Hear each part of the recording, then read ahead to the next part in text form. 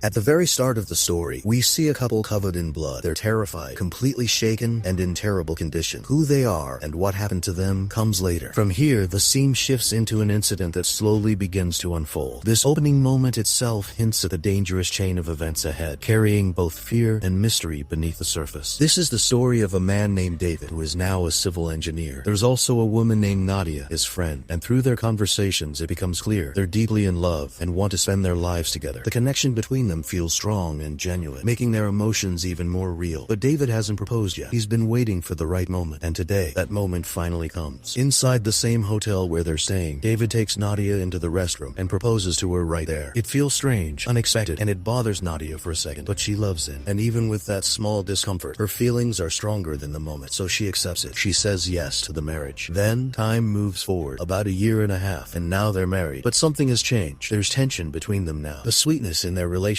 has started to fade, slowly revealing a different reality. Maybe it's because they live together now. When they were apart, everything felt easier. But the real truth of a relationship shows up when two people share the same space. They start arguing over small things. The growing distance between them begins to show in everyday moments, making everything feel more complicated. Because of this, they slowly drift apart. And during this time, Nadia finds out she's pregnant, but she's not sure about David anymore. She doesn't know if she wants to stay with him, so she decides not to tell him about the pregnancy. Instead, she talks to her neighbor, Thomas, asking for advice. He gives her the kind of response any reasonable person would give. He tells her David isn't a bad guy, that she might be rushing things, that she should give him more time and more chances. After this, we see David planning something. He wants to spend time with Nadia, hoping to fix things. No matter how complicated things get, there's still a small sense of hope that maybe everything can still work out. Only, he asks her to go hiking in the snowy mountains. Nadia agrees, happily. The very next day, they leave for the trip. They also have a dog with them, which she brings along. This trip could be a fresh chance to fix the distance in their relationship. On the way, they stop at a gas station to fill up. There, they run into a group of very strange men. Something about them feels off. Unsettling. The men have a dead deer in their car, just thrown in the back. It's disturbing. David and Nadia have nothing to do with them, but the moment feels wrong. The way those men act creates a tense, uneasy atmosphere. As David and Nadia are about to leave, their car accidentally bumps into the men's vehicle. It leaves a small mark. Nothing serious, so small that they choose to ignore it and drive away. After some time, they reach their hotel. At the front desk, they meet the receptionist, and her behavior feels strange. She just stares at them quietly, uncomfortably, but they ignore that too and head to their room to rest. These small, unnoticed moments, they don't seem like much right now, but later, they could turn into something far more dangerous. At the same hotel, we also see the guys whose car David accidentally scratched. For now, they don't say anything. Everything seems normal on the surface, but underneath, tension is building, quietly, steadily, hinting at something bigger about to happen. The next day, when David and Nadia head out for hiking, they notice something strange. Those guys have written disturbing messages all over their own car. Seeing this, Nadia gets angry. She tells David they should have apologized that same day. They could have ended it right there. David calms her down, and they move on. But inside, Nadia is carrying both anger and regret at the same time, making her more impulsive. On the way, they spot those guys' car parked again. Nadia pauses, thinking. Then, to let out her anger, she drags something sharp across their car, leaving a long scratch, and quickly runs back to their vehicle. They drive off fast. After some time, they reach the point where their trail begins. Moving forward into the snowy mountains, they wander for quite a while. Eventually, they stop to rest, spending time with their dog and enjoying the hike. By now, it's almost night, and they're left with no choice but to stay. This small decision is about to turn into something dangerous. They just don't realize it yet. They decide to set up camp there. Inside the tent, lying close, Nadia finally tells David she's pregnant. Hearing this, David is genuinely happy. For a moment, everything feels different. It's like hope returns. Like maybe their relationship can still be fixed, but that feeling doesn't last long. Suddenly, they notice something. A red laser dot moving across their camp. They step outside to check. It's too dark to see anything clearly. David, now uneasy, tells Nadia they need to leave. They start packing immediately. Just as they're rushing, they hear a scream. Their dog suddenly runs toward the sound. Moments later, a gunshot. That sound says everything. Someone just killed the dog. David realizes it instantly. This place isn't safe anymore. Not for anyone. Without grabbing their deer, they start running. Gunshots echo behind them, one after another. Nothing makes sense anymore. They don't even know who's after them. Now, survival is all that matters. And with every second, the fear of death closes in. Why would anyone want to kill them? There's no time to figure that out. To survive, they run deep into the woods. Through the freezing storm, they find shelter in a small wooden cabin. In the dark, cold night, hiding is their only option. Every sound around them feels louder, closer, more dangerous. Later, they decide to go back to the campsite and collect their essential belongings before leaving the area. But it's not as easy as they thought. When David returns to the camp, he finds the dog's body. The condition is so horrific, it makes him gag. Nadia is completely shaken. The sight is unbearable. Whatever strength they had left starts to break under the weight of fear. David tries to take care of Nadia, but before they can even process what's happening, David steps into a hidden trap. He's badly injured, and in that moment, flashes from their past start appearing again and again, connected to an accident. It feels like something from their past is now tied to this nightmare, like an old secret is about to come out. What that accident was, we'll find out later, but whatever happened, both of them carry regret, and maybe that's why all of this is happening. The guilt they've been hiding is starting to come back, slowly turning into something real, something that's breaking them from the inside. David is badly injured now. He needs treatment immediately, so they start moving toward their car. On the way, they spot a man standing in the distance. Before they can even ask for help, he opens fire. Now it's clear, someone is trying to kill them, and getting out alive is becoming harder by the second. This has to be the man hunting them. Once again, they run into the woods to save themselves. While running, David gets shot. This day couldn't get worse for him, and now he's even more injured. With great effort, Nadia manages to drag him to a vehicle. There, she immediately starts cleaning his wounds. David is in intense pain. Without proper treatment, his life is at serious risk, and with every passing moment, his condition keeps getting worse, pushing Nadia's fear to the edge. An infection could kill him, but luckily, Nadia finds a first aid kit there. At least now, she can bandage his wounds. It's a small relief, like a faint light in the dark. At the same time, we're taken back to that moment in the past, when they were in the car during the accident. Seeing David like this, Nadia becomes overwhelmed with fear and worry. Things are getting worse. Another night passes the same way. That past incident keeps flashing in front of them, weakening them mentally as well. The next morning, they hear someone approaching again. Nadia and David look out the window. A man is standing there with a gun. It's the same man they saw at the hotel. Now it starts to make sense. They think he's a violent security guard, someone unstable, someone dangerous. They try to quietly escape, but he sees them and starts chasing them. While running, Nadia turns and shoots him. He's badly injured and collapses. This gives them a chance, and they run. There's no stopping now. Survival is the only thing that matters. But David's condition is getting worse. He can barely move now. Whatever they do next, they have to think carefully. Even with his weakened body, David refuses to give up. He chooses to fight. As they're talking, a man suddenly arrives on a mountain bike. He's holding a gun. He tries to force Nadia away at gunpoint, but David attacks him from behind, injuring him. They take a mountain bike and escape. It's a moment of courage. Even with fear all around them, they fight back. They head straight to their hotel. There, they ask the owner for help, but instead of helping, he locks them inside a room. Inside, they find old photographs, pictures of them, taken over months. It looks like someone has been watching them for a long time, and among those photos, there's a picture of a child. That picture is the connection, the reason why David and Nadia are trapped in this nightmare. The mystery deepens, like something from the past is about to come out. And now, the biggest mystery is about to be revealed. We finally learn why someone is after them. The story reaches its most critical point. Every question is about to be answered. That past moment, the one shown again and again, that was the night David proposed to Nadia. After that, they were in the car, enjoying the moment. But while driving, David gets distracted, and then another vehicle crashes into them. A small mistake turns into a horrific accident, one that changes lives forever. A young child becomes the victim and dies on the spot. They should have taken the child to the hospital. That would have been the human thing to do. But out of fear, they run. They think the child was alone, but she wasn't. Her parents were there. They saw everything, and now they're the ones hunting them. The child's father is Thomas, their neighbor. He started all of this. Now it's clear. This is revenge. The kind that comes from a loss no parent can ever forget. Stop. The day they killed his son, that's the day everything was planned. Their trip, this hotel, none of it was random. It was all set up in advance, a calculated plan. And now, Thomas isn't going to let him go. The truth is clear. This wasn't sudden. It was a carefully built trap. The hotel receptionist, the one who kept staring at him, she's the child's mother. The man who locked them up, he works for Thomas. And now Thomas captures them, ties them up, starts torturing them, slowly. With every truth revealed, their fear grows stronger. Everything is now against them. But then, unexpectedly, the same guard shows up, the one Nadia shot earlier. He comes to save them. As soon as he enters, a fight breaks out between him and Thomas. Taking advantage of the chaos, David and Nadia manage to get out and run, but David is badly injured. They can't go far. Then Thomas catches up again. David looks at him and keeps saying he's the one responsible. He was driving. The accident was his fault. In that moment, David takes all the blame on himself. He tells Thomas, "Your son died because of me, so kill me, but let my wife go. She's pregnant." But Thomas wants her to feel the same pain, the same loss his wife went through. The anger inside him runs too deep. There's no forgiveness left in him. And then he shoots Nadia. She dies on the spot, and so does the unborn child. But Thomas doesn't kill David. Instead, he leaves him alive with the pain. He wants him to feel it, the loss, the emptiness, the same way they did. That punishment is worse than death because it means living with nothing left. In one moment, David loses everything, just like Thomas and his wife did. In this story, both sides made mistakes. David and Nadia's carelessness led to an innocent child's death, and they didn't even try to help. And then, driven by revenge, Thomas and his wife destroyed them completely. Just like Nadia scratched those men's car out of anger, they made the same kind of mistake. Revenge isn't necessary. Sometimes, it only leads to more destruction. In the end, it's clear clear. This chain of mistakes is what ruined everything. For Thomas and his wife, losing their child was unbearable, but destroying another family wasn't the answer. One thing becomes clear: decisions made in pain and anger are not always right. Sometimes they cause even greater damage. Your actions, they don't just disappear, they come back. But if you choose kindness, if you forgive instead of taking revenge, if you ignore that anger inside you, maybe things could turn out differently. Forgiveness isn't easy, but it's what truly makes a person stronger. That's the real lesson here. Revenge isn't worth it. We should choose to forgive, and if someone needs help, we should help them. Because in the end, humanity and compassion are the greatest strengths of all. One mistake and everything falls apart. If you want more mind-blowing stories like this, hit subscribe to Movox Range, or you might miss the next one. Because here, stories aren't just told, they're felt.